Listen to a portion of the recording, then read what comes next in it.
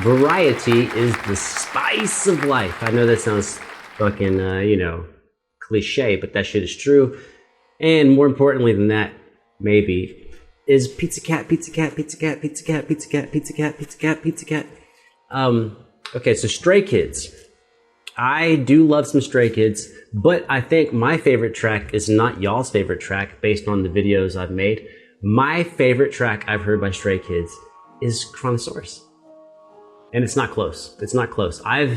The only track I've been listening to from Stray Kids for the last month has been Chronosaurus, and I'm listening to it five times a week, 6 times a week. It's in heavy rotation. So that's where I am with Stray Kids. Our tastes are different. They can be. Ooh, hey, making sure the hair. How's the hair doing? Okay, I think it's doing okay. That's it. We can just roll straight into the video. Variety is the spice of life. Before this, I don't know what order they're coming out in, but before this, I did an almost 30-minute video on this beatboxing circle where these badass beatboxers were all taking turns. So that's crazy different. And before that was the Indonesian guitar player, Josephine Alexandra, doing a cover of Weird Genius Lati. So going from Indonesia to the beatbox reactions, which is, I think there were like 7 different countries in that. So we're jumping around the world, man. It's a sampler platter. I would say buffet, but buffet, not the thing to do at during COVID time. It's a sneeze factory. People sneeze, and now it's all over the buffet. So I'd rather think of a sampler platter, something that's brought to me that hopefully nobody sneezed on. Let's see what's up with Stray Kids. Looks like we got some Chinese and Hangul. Obviously cannot read the Chinese, but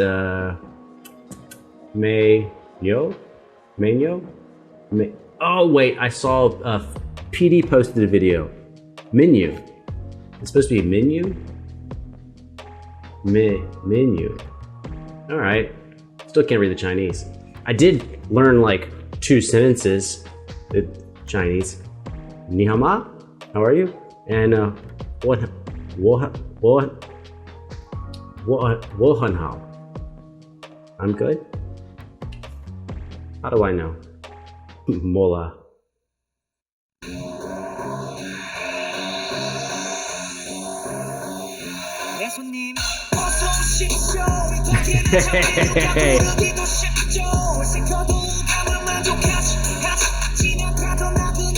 Yeah, this is aggressive. Like Chronosaurus. All right.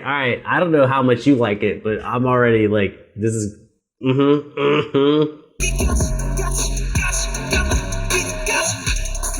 Wait, doesn't gachi mean together? Urigachi, us together? I don't know. Ooh. All right, hold on. Damn, this is really good. And right here, I like how they've got a little set, like some dancing, and as they move, the camera then shifts to someone else. Really great camera work. Right there, right? Oh, it doesn't shift to them, it shifts to a different perspective on them. My bad. Oh, sick transition.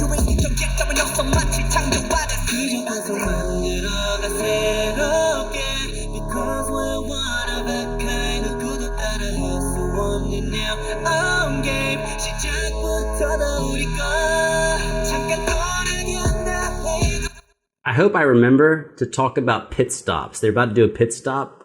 That in the last scene, well, let's back up. We're not in a rush, right? But it's something awesome about pit stops. Can I write down pit stop? Will I remember to look at my notes? Because there's something badass about pit stops.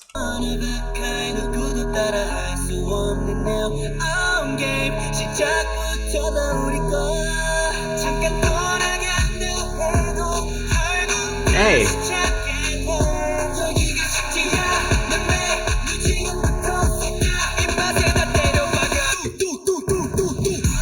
Oh, hey.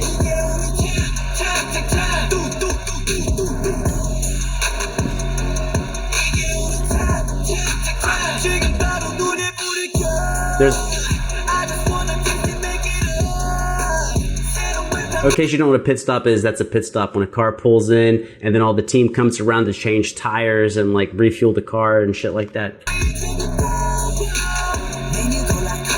I don't watch racing. I just know pit stops.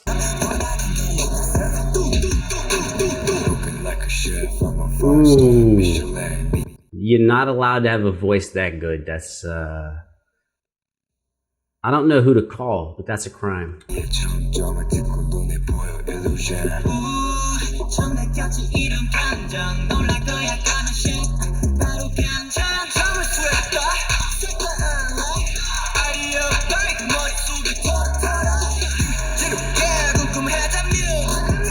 The transitions from scene to scene have been fantastic, where they bled one scene into the other. Like when the dude went from the bright colors to the black and gold inside the kitchen, reference to menu, dope. And then now like these other transitions, just awesome.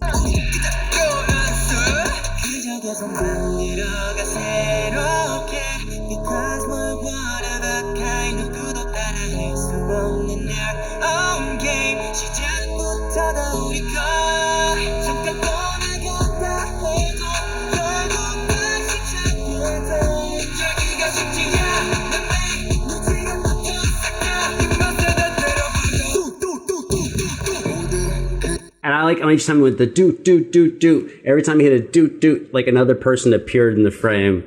That was sick the first time it happened, and it's still fucking sick now. I mean, I'm sorry. Daybach, back up.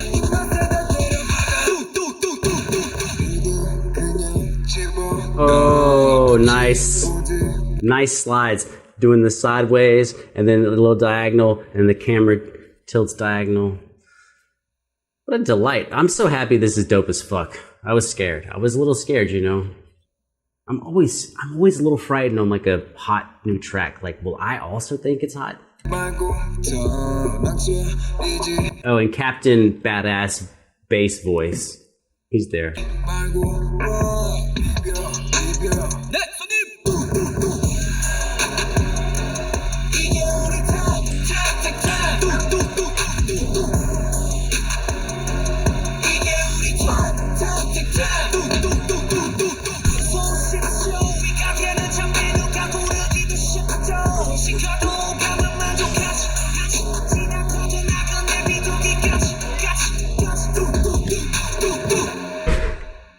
Oh, just in time to not be distracted by the micro harangue. Micro harangue, where have you been? You're barely cooler than a goyangi. I assume there's nothing else in this 10 seconds to check out. Oh, I was wrong.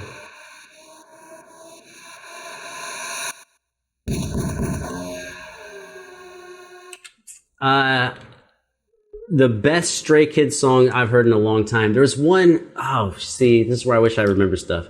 There was one, this is not helpful, I'm sorry. There was one song like 8 months ago? A year ago? That was new? Like a new release? That was super, super dope. But I don't remember which one it is. I'm sorry, I don't remember. But now, not about music, but about like innovation. And I hope you find this interesting. I thought it was fucking cool as fuck, which is interdisciplinary. I don't know what I'm saying, I'm trying to use fancy words. But as you become like an expert in a certain field, as you get like higher and higher, you keep thinking, oh, let me just go even higher and even higher. But then the law of diminishing returns hits you, which means that like for the amount of hours you put in, you get less out. So what can be really helpful is look at another discipline, another high level set of performers in another discipline to tip you into stuff. So emergency room doctors, right? Where like time is of the essence, saving time saves lives. And some doctors, I don't know how old this is, 10 years ago maybe? So ER doctors and the response units in an ER, like when someone comes into the emergency room and they are dealing, you know, with people who can be in life and death situations, And the question was like, how can we improve this? How can we improve the efficiency and the survival rate and how our team deals with people? They were hitting a ceiling. Like they were just like, they were coming up with ideas, but basically no matter which hospital they turned to, the ideas were all similar because everyone is thinking in the same paradigm. They're all thinking in the context of being doctors or nurses or EMTs, and they're thinking with what's going on around them. And someone was like thinking about it. Sorry, I don't remember who it was. My bad, genius who came up with this.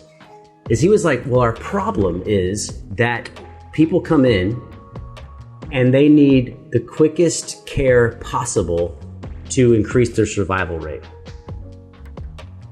And it occurred to this person, race car pit crews.